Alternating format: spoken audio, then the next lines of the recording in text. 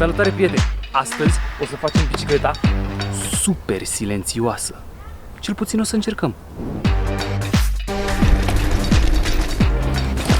Mamă, deci uite cât de mult se mișcă lanțul. O să încercăm să atenuăm sunetul cu asta. Ia uite, ia uite, nu se mai aude nimic. Am pus pe după spiță.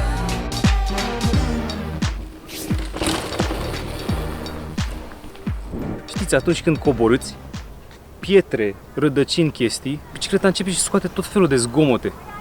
Pare că se rupe.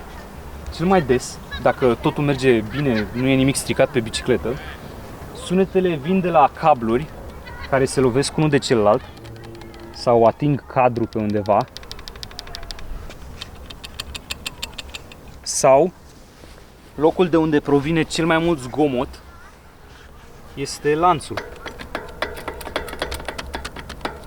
care lovește aici, în cadru, aici și pe aici.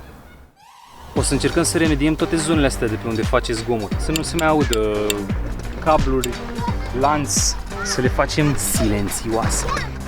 Am venit aici în Carol pentru că avem o zonă frumoasă cu rădăcini pe care să testăm, să vedem. Când aplicăm ceva pe bicicletă, să vedem dacă scoate sunetul ăla care ne enervează. Dăm acum prima coborâre de control, în care n-am făcut absolut nimic la bicicletă, să vedem tot ce se aude pe ea. Nu ți-ești ochelarii? Nu, nu este ochelarii. De data asta? Bravo!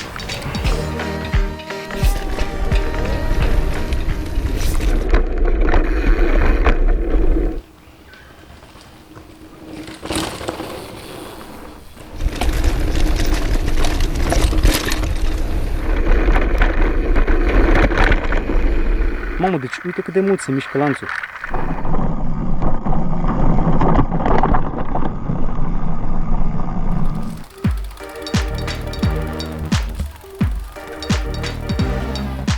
Primul lucru pe care putem să-l facem ca să mai atenuăm din sunete e să ne mai scoatem din presiunea din roți. Asta o să atenueze din șocurile pe care le primește bicicleta. Nu o să se mai ducă la fel de mult în lanț.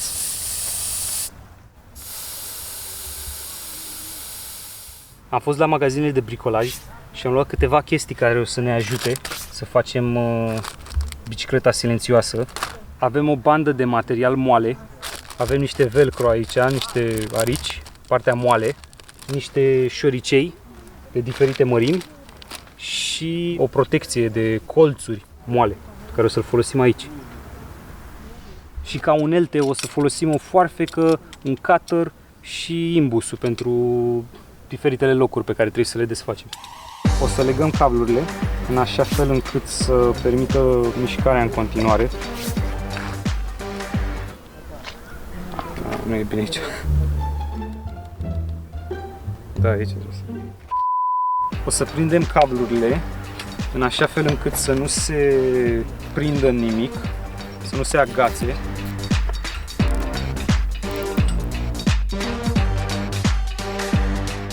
Pare bine.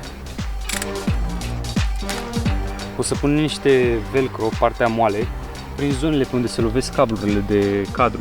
Eu am pus o bandă de cauciuc ca să nu stric cadrul, dar cu asta poate atenuează și din sunet.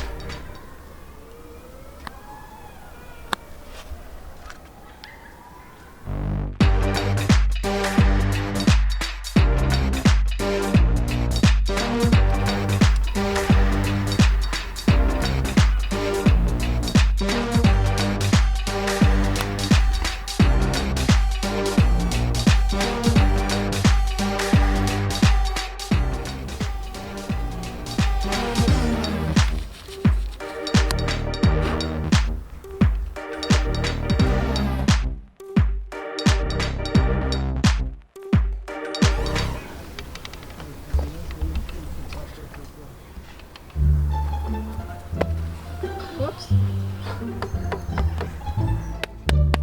Iar arată și mie cum arată.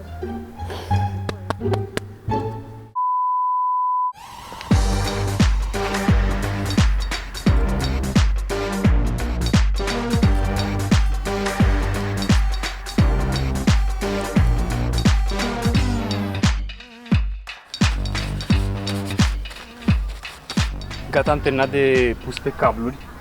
Să le facem să tacă. Ia uite. Ia uite. Nu se mai aude nimic. Hai să-ți arăt pe unde am pus. Hai să-ți arăt. O să începem de aici din față. Am prins ăsta cu un șoricel ca să nu se mai bată între ele. Pe lângă asta am pus și aici niște bandă de asta de material ca să nu se bată astea între ele. Astea nu le-am prins pentru că se cam frecau între ele, așa că le-am lăsat libere. Am pus aici pe cablul ăsta că poate să mai atingă pe furcă câteodată. Aici dacă atinge pe cadru, aici dacă atinge pe furcă, aici pe unde se freacă pe cadru, aici jos, pe down tube. E pus și înăuntru aici la șoc, am pus unul mic, o bucățică mică pe șoc. Și aici de desubt am băgat. Aici a fost foarte greu să înfășor în jurul cablului. Am pus și niște velcro jos aici. E și înăuntru. Să ne ducem în spate, aici la fel, cablul nu mai bate. Aici la fel bătea puțin. Și asta a fost. Astea sunt cablurile. Testăm acum bicicleta. Să vedem cum se aude. Să vedem ce s-a schimbat.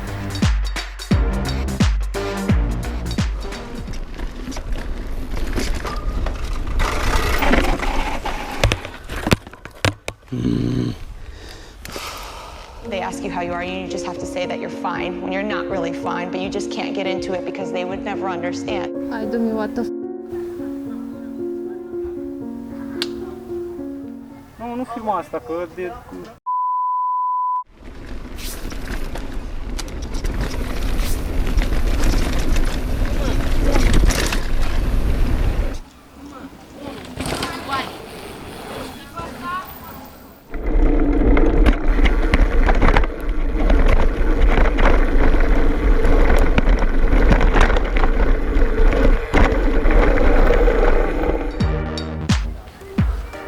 Parcă a fost puțin mai silențioasă.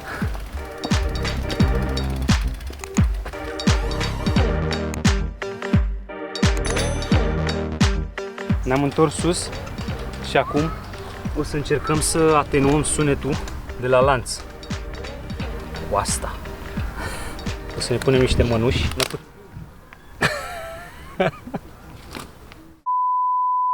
O să ne punem niște mănuși,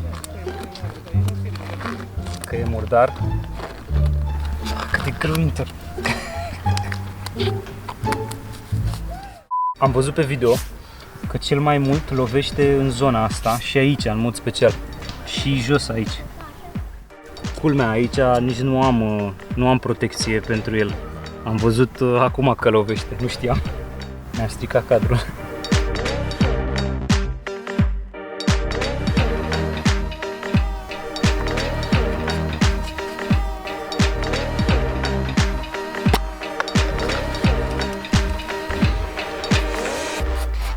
Curăț locul întâi, puțin, nu o să dau ăsta jos.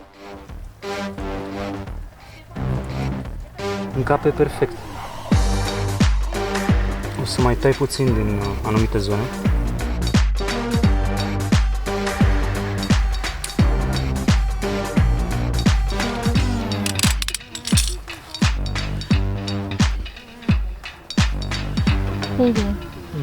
Vine foarte bine.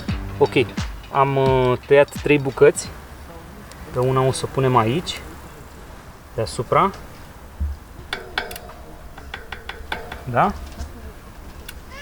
Pe una o punem de desubt aici, ca să nu mai lovească lanțul jos. Și pe una o să o punem aici sus, că mai lovește lanțul și sus aici. Și cu astea să sperăm că se duce sunetul.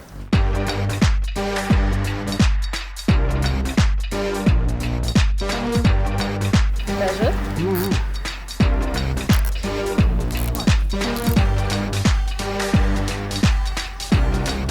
Ah! Ce doamne iertă, am făcut. Am pus pe după spiță. Stai. Bine că mi-am dat seama. Clar nu se mai auzea nimic după. Nu știam de ce nu pot să apropii. Să le strângem. Capul de la șoricei i-am pus pe partea asta ca să nu mă taie la picior. Dacă le puneam aici, puteam să mă taie în ele.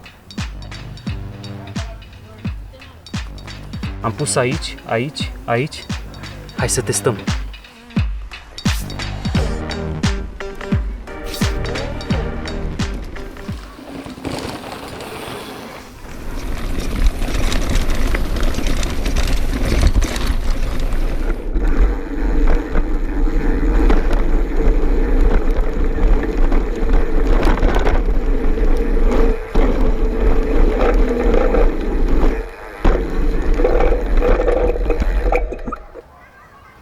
Parcă a fost puțin mai bine. O să le pun acum pe ecran, pe toate trei, să-mi spuneți care sună mai bine, dacă a funcționat ce am făcut, dacă s-a făcut mai silențioasă bicicleta. Vom începe cu POV-ul și cu prima coborâre, fără nimic făcut la bicicletă.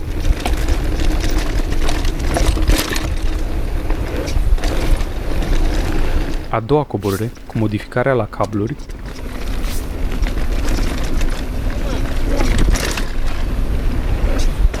Și a treia coborâre, cu modificarea la chainstay.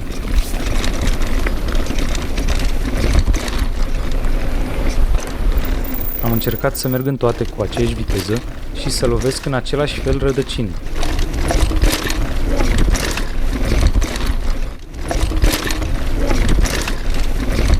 Se aude clar o diferență între primele două și a treia. Hai să vedem și alt unghi. Aici putem să vedem cât de mult se mișcă lanțul.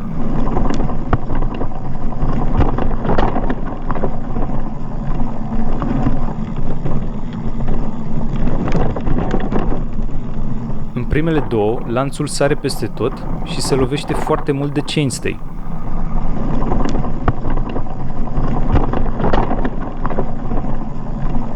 Iar în a treia, lanțul are o mișcare mai redusă. Suspectez că acest lucru este și din cauza faptului că, fiind mai mult material, lanțul stă mai întins și nu este permis să se miște la fel de mult.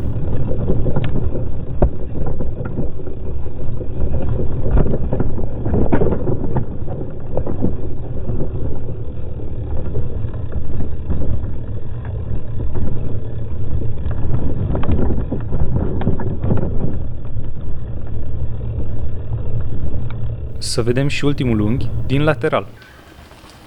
Aici, punctul din care s-a filmat este aproximativ același, dar diferă focala obiectivului. De aceea, în unele pare mai apropiat și în altele mai îndepărtat. Dar putem observa același lucru. La a treia coborâre, sunetul lanțului este mai redus. Vreau să precizez că pentru fiecare dintre cele trei coborâri am făcut câte 2 take-uri. Am un singur GoPro și odată era pe piept, odată era la chainstay. Într-adevăr, coborârile nu au fost identice. La ultima s-ar putea să nu fi luat toate rădăcinile. Dar pare că am reușit să mai atenuez din sunetul lanțului și al cablurilor.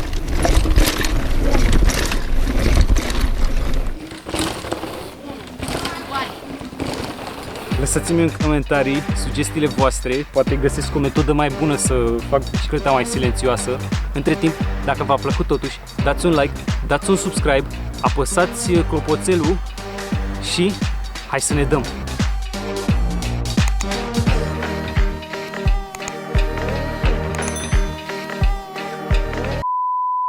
Hai, am rep. Cred că vine bărzămânul la tine. Am pus aici, aici, dar tu vezi la ce arăt eu, da? Probabil nu mai văd, am soare. A, trebuie să tragem și în engleză. Da.